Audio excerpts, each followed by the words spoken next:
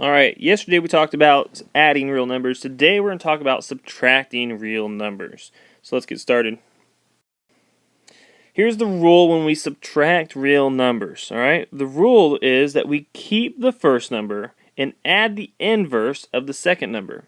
Alright, so what we're going to do is a little example here. We're going to keep the first number, add the inverse of the second number. So 6 remains 6. The subtraction becomes an addition sign because we're going to add the inverse. Here then, 8, the inverse is the negative 8. So we've changed the subtraction problem into an addition problem. Alright, so 6 plus negative 8, these are different signs. We use our rules of subtraction. So different signs, so we subtract the numbers 2, and we keep the sign of a larger number, so negative 2. So I've just got a few examples here and we'll be done. Alright, so here, let's first rewrite all of these, alright? So my first one, we always keep that first number. My subtraction sign always becomes an addition sign, and I add the inverse. The opposite of negative 7 is positive 7. Here I'm going to keep the first one.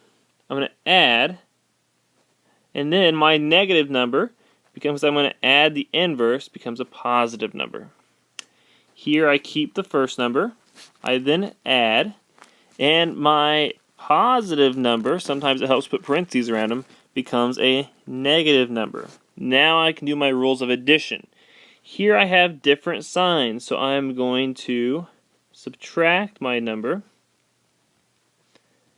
26, and I'm going to keep the sign of a larger number, so negative 26. Here, positive plus positive, well, we know that's a positive. Don't too overthink it. That is 8.3. And again, it's positive. Both numbers are positive. Here, both numbers are negative. When I have the same signs, I add them. That becomes 23. Alright, and I keep my negative. So we've got a short lesson here. Again, negatives and positives can be confusing, so if you have any questions, feel free to ask. See ya.